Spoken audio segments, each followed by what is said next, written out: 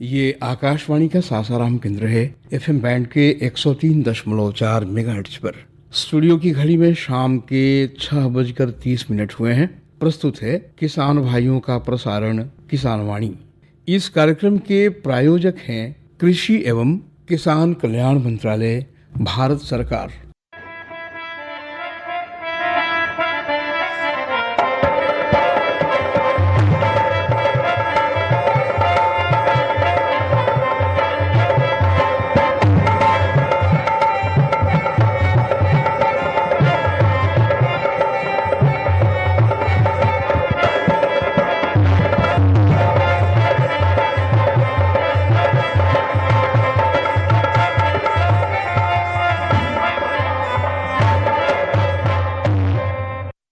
किसान वाणी सुनने वाले सभी श्रोता भाई बहन लोगन के रनिया बहन का नमस्कार।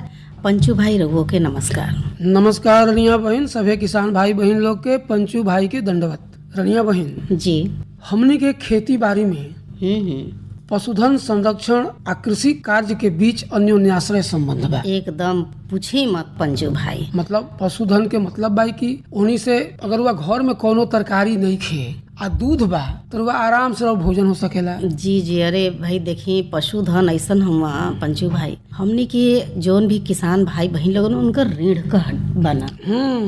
अगर पशु नाई रही हाँ तो उनकर साल भर का खाना खुराकी, परिवार बाल बच्चा जे भी पढ़े लिखे वाला बच्चा जवन भी बाटे उनकरा के खर्चा खुराकी वही पशुओं से ही हो सकेला संभव पूरा। देखी अभी बात भइला दूध के, अब ईंधन के क्षेत्र में देखी खाना बनावे खातिर आज भी जवन गोईठा के जवन लिट्टी बा ओकर जवाब आजो नहीं खे। गोईठा भी हमनी के पशु से प्राप्त होता। एकदम एकदम। एकरा अलावा हमनी के गोबर से हमनी के उर्वरक प्राप्त होता। उर्वरक हो रहल बा, करे से हमनी के मने पूरा जलावन का आजकल देखता नहीं कि गोबर गैस तैयार हो रहल। एगो समय रहे जब गांवन में लगभग हर घर में कम से कम एगो दुधारू पशु जरूर रहत रहे। जरूर है, आज भी बहुत लोग रखले बाना, शहर में भी लोग रखले बाना। कम से कम हमनी के शुद्ध घी आ दूध मिलत रही। आ कोई कोई घरे तो कई गो गाय भैंस रहत रही। हाँ, तो वो बिजनेस के तौर पर अपन रखले बाना। घर के एगो समांग जवन रहन तो पशुपालन के जिम्मेदारी ही निभावत रहन। पढ़ के MBA के पढ़ाई करके विदेश में आया के यही शहर में लोग गाय के दूध डेयरी फार्म कर रहे यही शहर में। और उनकर दूध जौन बात ऐसा बिकता कि एडवांस में पहले ही जाके कूपन खरीद लेता, कूपन खरीद करके दूध लेता रहा।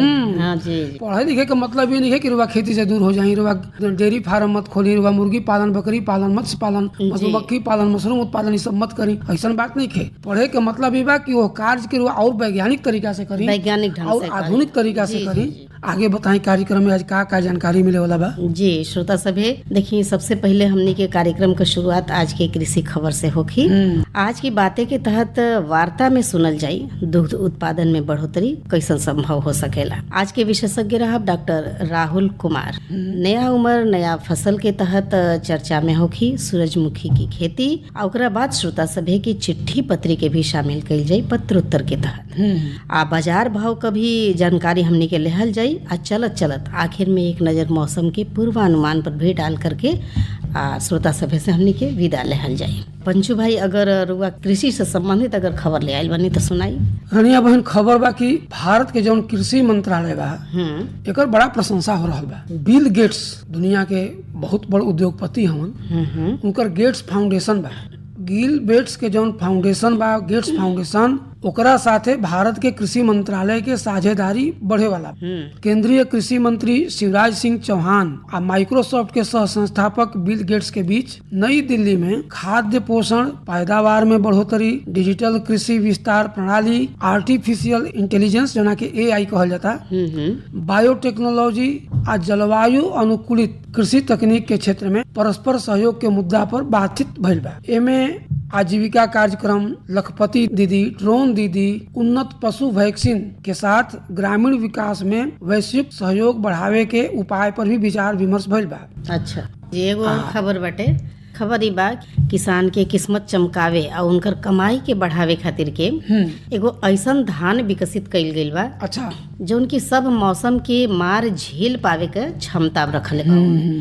मने पूसा के वैज्ञानिक बताऊ ना कि इस सब मौसम में खेत में डट करके खड़ा रही एकर पैदावार इतना अधिक होखी कि किसान पूरा साल एकरा के बेच के कमाई कर सकतन। साथे साथ अपने परिवार के अच्छा से देखभाल पालन पोषण भी कर सकतन। आ यह धान के सबसे खास बात ये बा कि किसान के कमाई के साथे साथे लोगन के सेहत का भी ध्यान रखन। ओकरे अलावा ई वैज्ञानिक की बताऊ ना, ई जीनोम संपादन जेकरा में कि जीन संपादन भी कहल जाला, ये एगो ऐसन तकनीक हुए जो उनकी वैज्ञानिक के कौनो जीव के डीएनए में विशिष्ट परिवर्तन करे का अनुमति देला। डीएनए का जोड़े का क्षमता चाहे हटावे के चाहे बदले के होखेला।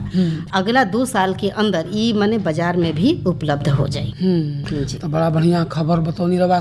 आज के बात में का बताओ तनी? जी आज के बात हमनी के सुनल जावे गो वार्ता बाटे जेकर विषय बा दुग्ध उत्पादन में बढ़ोतरी कैसे संभव हो सकता। अच्छा, विशेषज्ञ बने डॉक्टर राहुल कुमार। सुनल जाओ। भारत में श्वेत क्रांति के जनक डॉक्टर वर्गीज कुरियन ने दूध की कमी से जूझने वाले देश को दुनिया का सबसे ज्यादा दूध उत्पादन करने वाला देश बनाने में अहम भूमिका निभाई थी। उनका जन्म केरल के कोझिकोड में 26 नवंबर 1921 को हुआ था। भारत में उनके जन्मदिन को नेशनल मिल्क डे के रूप में मनाया जाता है। इसकी शुरुआत साल 2014 में की गई थी। पशुधन की आबादी में भारत विश्व में सबसे अधिक संपन्न देश है। दूध का व्यवसाय पूरे साल भर चलने वाला वह स्थिर व्यवसाय में से एक है। लगभग सभी घरों में दूध व दूध से बने पदार्थों का सेवन किया जाता है। किसान भाइयों, आपको ज्ञात हो, देश में पशुधन क्षेत्र राष्ट्रीय अर्थव्यवस्था में योगदान के अलावा 8 करोड़ ग्रामीण परिवारों को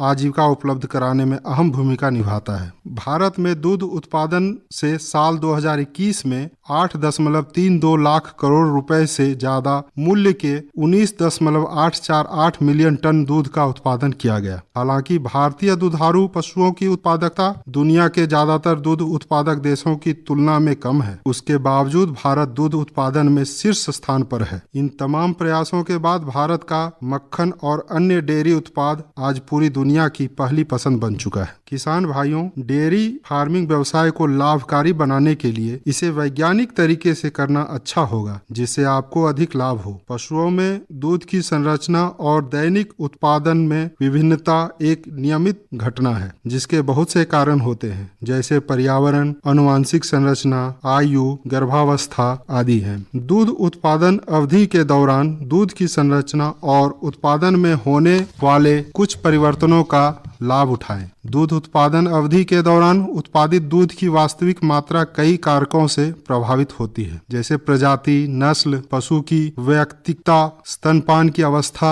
और निरंतरता, आयु, दूध देने की आवृत्ति, गर्भावस्था, मध्यकाल, शुष्क अवधि, तापमान, भोजन, बीमारी, भौगोलिक क्षेत्र, अन्य प्रबंधन कारक। विभिन्न प्रजातियों का उत्पादन भिन्न होता है, जैसे भैंस का औसत दूध उत्पादन औसत भारतीय शुद्ध डेयरी मवेशियों से अधिक होती है। नस्ल का प्रभाव, जैसे भारतीय नस्ल विदेशी नस्लों की तुलना में कम दूध देती है, लेकिन एक ही नस्ल के 2 गायों का भी उत्पादन एक सा नहीं होता है। अधिक उत्पादन देने वाली गाय सामान्य रूप से अधिक दूध का स्त्राव करती है। एक गाय अपने शरीर के वजन के 8% तक दूध का स्त्राव कर सकती है। शुष्क अवधि डेयरी गायों को आमतौर पर अगले ब्यान से पहले 2 महीने के लिए सुखाया जाता है। शुष्क अवधि 40 से 60 दिन से कम होने पर आमतौर पर दूध की 25 से 40% तक कमी हो जाती है। ब्याने के समय उम्र और शरीर का वजन गाय द्वारा उत्पादित दूध की मात्रा उम्र बढ़ने के साथ बढ़ती है। यह शरीर के वजन में वृद्धि के कारण होता है, जिसके परिणाम स्वरूप एक बड़ा पाचन तंत्र और दूध के स्त्राव के लिए एक बड़ी स्तन ग्रंथि होती है। आवृत्ति गर्भधारण और दूध स्त्रवण के परिणाम स्वरूप दूध उत्पादन में पहले से 5वें स्तनपान तक 30% की वृद्धि हो सकती है। आवृत्ति गर्भावस्था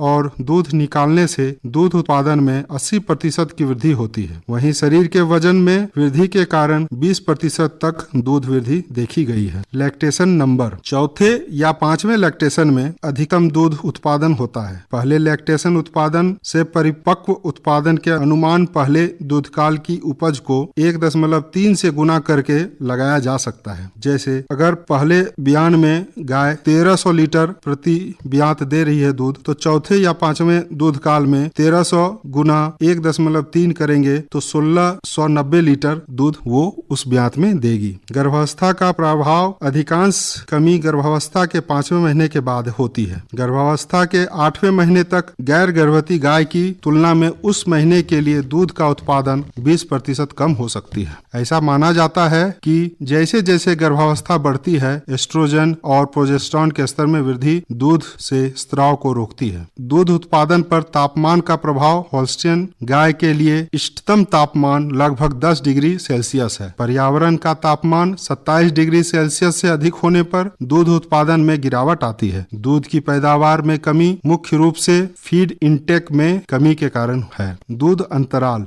गायों को आमतौर पर समान अंतराल पर दूहना चाहिए और समान अंतराल पर दूहने वाली गाय समान अंतराल पर दूहने वाली गायों की तुलना में कम दूध देती हैं। अंतराल 12 घंटे का होना अच्छा होता है। अधिकांश गायों के लिए दूध दूहने या देने का समय प्रति गाय 5 से 6 मिनट है। इसी अवधि में गाय का दूध निकाल लेना चाहिए। दूध देने की आवृत्ति, गायों का आमतौर पर दिन में 2 बार दूध दूहने से दिन में 1 बार की तुलना में कम से कम 40% अधिक दूध मिलता है। दूध देने की आवृत्ति को दिन में 3 बार तक बढ़ाने से दूध की उत्पादन में 5 से 20% तक की वृद्धि होती है। दूध पर पोषण का प्रभाव, आहार में हेरफेर के कारण दूध की संरचना में अधिकांश परिवर्तन रूमिनल एसीटेट प्रोपायोनेट अनुपात में परिवर्तन से संबंधित है। कई पोषण संबंधी कारक दूध की संरचना को प्रभावित कर सकते हैं। इनमें पोषण का स्तर, चारा सांद्र अनुपात, चारा गुणवत्ता जैसे उसके कण के आकार, स्तर और आहार वसा का प्रकार शामिल है। बारीक कटा हुआ चारा खिलाने से दूध वसा प्रतिशत पर नकारात्मक प्रभाव पड़ता है और दूध वसा अवसाद सिंड्रोम हो सकता है, जिससे 3% से नीचे दूध वसा की गिरावट हो जाती है। गाय के 2.5 किलोग्राम दूध उत्पादन पर 1 केजी दाना और भैंस को 2 किलोग्राम दूध उत्पादन पर 1 केजी दाना देना चाहिए। गाय को प्रति 100 किलोग्राम शरीर भार पर 2.5 किलोग्राम शुष्क पदार्थ देना चाहिए और भैंस को प्रति 100 केजी शरीर भार पर 3 किलोग्राम शुष्क देना चाहिए। यदि अच्छी किस्म का तथा पर्याप्त मात्रा में हरा चारा उपलब्ध नहीं है तो गाय को 1 किलोग्राम तथा भैंस को 1.5 किलोग्राम दाना मिश्रण जीवन निर्वाह को के लिए देना चाहिए। गर्भावधि के अंतिम 2 माह में पशु को 1 से 1.5 किलोग्राम दाना मिश्रण प्रतिदिन देना चाहिए। दाना मिश्रण में प्रोटीन 14 से 16% तथा कुल पाच्य तत्व कम से कम 65 से 68% हो। इसके लिए खली 25 से 35%, मोटा अनाज 25 से 35%, चोकर, चुन्नी या भूसी का 10 से 30% अनुपात में मिलाकर संतुलित भोजन बनाना चाहिए। उसमें खनिज मिश्रण 2% और साधारण नमक 1% के अनुपात में मिलाकर देना अच्छा होता है। देखिए रनिया बहन, डॉक्टर राहुल कुमार कितना बढ़िया से या फरिया के दुग्ध उत्पादन में बढ़ोतरी के बारे में बतौलन। जी जी, नीमन जानकारी खातिर इनका के बहुत बहुत धन्यवाद। अब कार्यक्रम में आगे बढ़ल जाई, लेकिन उससे पहले कुछ सुन लिया जाए, कुछ संदेश एकदम सुनल जाओ। जब सपने मिट्टी से मिलते हैं तो किस्मत की लकीरें बदल जाती हैं और हाथों में उगती है बदलाव की फसल। वो फसल जिसे बोती है हमारे देश की मेहनतकश महिला किसान। ये सिर्फ किसान नहीं, ये है जीवन और भविष्य को आकार देने वाली जननी। आज प्रधानमंत्री नरेंद्र मोदी जी के नेतृत्व में महिलाओं की शक्ति को नई पहचान मिली है। कृषि के क्षेत्र में महिलाओं की भागीदारी बढ़ाने के लिए कई योजनाएं कार्यान्वित की गई हैं, जिनसे ये महिलाएं आत्मनिर्भर बन रही हैं और आर्थिक रूप से सशक्त हो रही हैं। महिला विकास सशक्तिकरण योजना हो या कृषि विज्ञान केंद्रों से मिला प्रशिक्षण, इन योजनाओं ने महिलाओं को दिया है आत्मविश्वास और उनके सपनों को दी है ऊंची उड़ान। आज महिलाएं सिर्फ खेती नहीं कर रही, बल्कि सफल उद्यमी बनकर अपनी नई पहचान बना रही हैं। राष्ट्रीय कृषि विकास योजना से लेकर नमो ड्रोन दीदी योजना तक, ये योजनाएं अब एक महिला क्रांति बनकर उभरी हैं।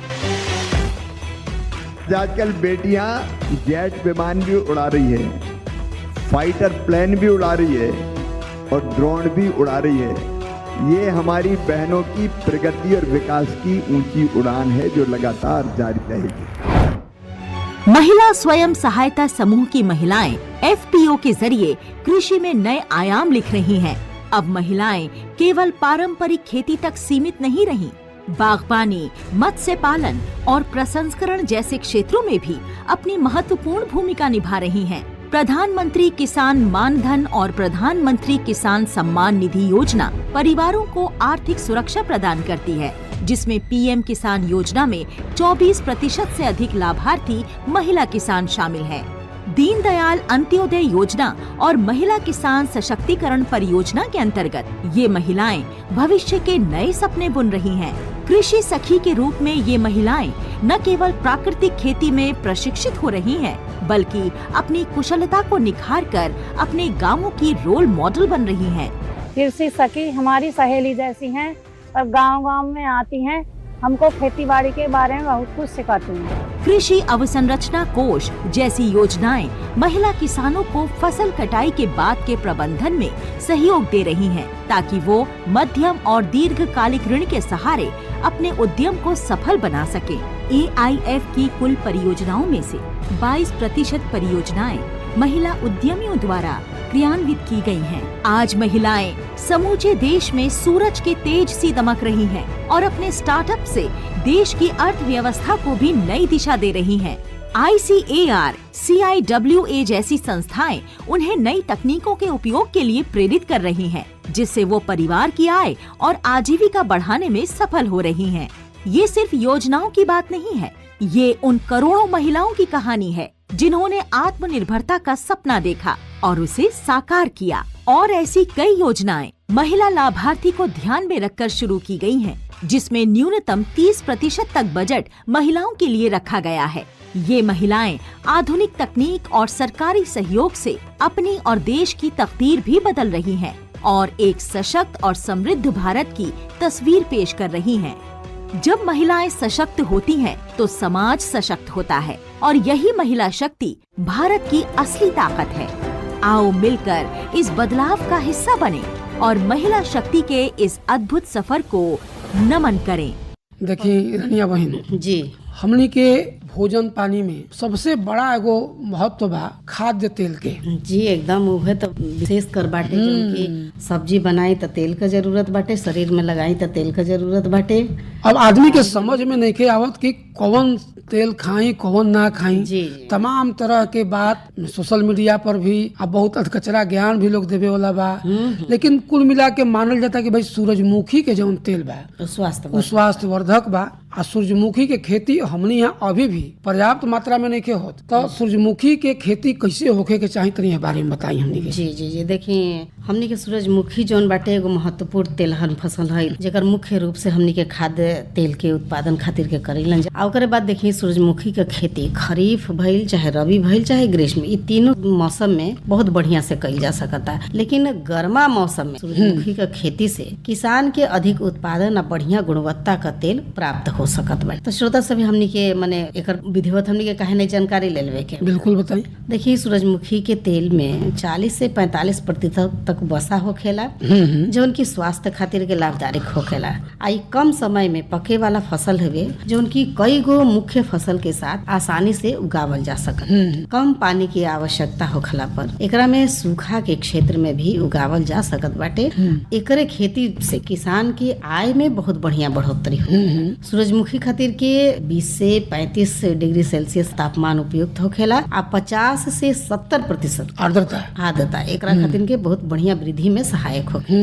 ई देखिए कि तेज घामा वाला फसल हवे, ऐसे सूखा जगह में ही आ खुला जगह में उगावे के चाहिए। खेती खातिर दोमट माटी जोन बाटे चाहे काली माटी जोन बाटे सूरजमुखी के खेती खातिर के उत्तम मानल जाला। पीएच मान कितना होके के चाहिए? 7.5 से 8 के बीच में रखी तो बहुत बढ़िया। आ जल निकास का भाई बढ़िया व्यवस्था होके के चाहिए, कैसे कि जल भराव अगर जड़ के अंदर हो जाता है तो भाई ओकरा के नुकसान पहुंचाए। कितना बार जुताई करे के चाहिए खेत के एकरा खातिर? देखिए खर पतवार अगर नियंत्रण करता ओकरे खातिर करते से 2-3 बार माने गहिरा जोताई करके पाटा उटा चला करके एकदम अंतर कर ली बराबर कर ली आ माटी में उर्वरता बढ़ावे 10 से 15 टन गोबर का खाद प्रति हेक्टेयर के दर से मिला लेही आ ऐसन बीज का चुनाव करी जवन की उच्च उपज देवे वाला होखे, कम समय में पके वाला होखे और रोग प्रतिरोधक होखे। जी जी जी ई बात के ध्यान में बढ़िया जानकारी देने। कुछ चिट्ठी भी आयल बा, हाँ जी, थोड़ा सा देख लियो हमने के। ई चिट्ठी बा दावत से अनिल कुमार, सुनील कुमार और उनका परिवार के लोग। जी सवाल तो इनकर कृषि क्षेत्र से ही संबंधित बा। पूछत रहन लोग कि कृषि के क्षेत्र में रोजगार के का संभावना बा। तो सबसे पहले किसान भाई लोग के हमने के धन्यवाद दे दिया जाओ चिट्ठी लिखला खातिर। आ ग्रामीण क्षेत्र में देखी श्रोता भाई बहन लोग खेती के साथ कृषि पर आधारित उद्यम करके लोग अपन आमदनी बढ़ा सकेलन। पशुपालन, डेयरी, मुर्गी पालन, बकरी पालन, मधुमक्खी पालन, मछली पालन, वर्मी कंपोस्ट इकाई, मशरूम उत्पादन इकाई, खाद्य प्रसंस्करण इकाई, कृषि मशीनरी, बागवानी आदि क्षेत्र में रोजगार के बहुत संभावना बा। अब कुछ मौसम की ओर देख ले बताइए। देखिए, भारत मौसम विभाग द्वारा जारी पूर्वानुमान के अनुसार 19 से 23 मार्च के मध्य जिला में जोन बा के आसमान एकदम हल्का बादल से रही। जिला में 21 से 22 मार्च के दौरान 1-2 स्थान पर बूंदाबांदी भी हो सकेला।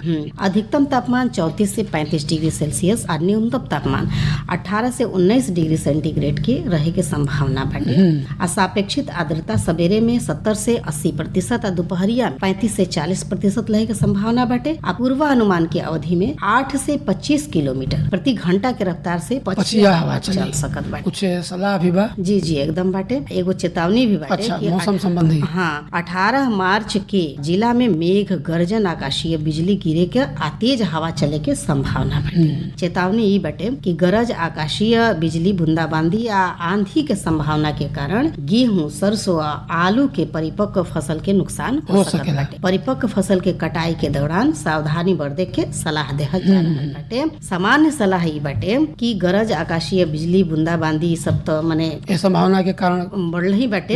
एकरे बाद देखी गेहूं, सरसों, आलू के परिपक्व फसल के नुकसान हो सकत बाटे। तो गर्मा मूंग आ उड़द के बुआई आसमान साफ रहले पर ही करी। बुआई के पहले खेत की जुताई में 20 किलोग्राम नेत्रजन, 45 किलोग्राम सल्फर और 20 किलोग्राम पोटास और 20 किलोग्राम गंधक प्रति हेक्टेयर के दर से व्यवहार कर सकता नहीं। अच्छा, गेहूं के भी कुछ बात? गेहूं जी, समय से बोल गए गेहूं के फसल के वर्तमान में पुष्पन आ दूध भरे का अवस्था में बाटे। यह समय यह महत्वपूर्ण अवस्था में खेत में पर्याप्त नमी बनावल बहुत जरूरी बाटे। आ खेत में उचित मात्रा में नमी बनाए रखी। आ वर्षा नाई होखला पर सिंचाई रुआ कर सकता नहीं। तो देखिए, अब हमने के आज के एक कार्यक्रम के समय और आ गईल, बेरा हो गईल किसान भाई बहन लोग से विदा लेवे के। चलत चलत ले सभे किसान भाई बहन लोग, रनिया बहन रौरो के, पंचू भाई के राम राम। राम राम पंचू भाई, सभे श्रोता भाई बहन लोगन के, रनिया बहन का भी नमस्कार।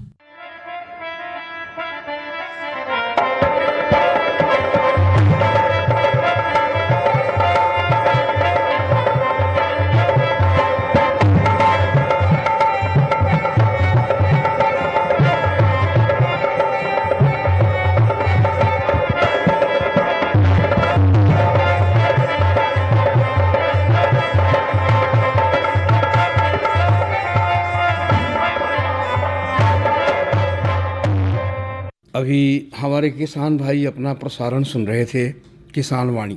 इस कार्यक्रम के प्रायोजक थे कृषि एवं किसान कल्याण मंत्रालय, भारत सरकार। हम आकाशवाणी के सासाराम केंद्र से बोल रहे हैं, FM बैंड के 103.4 मेगाहर्ट्ज पर।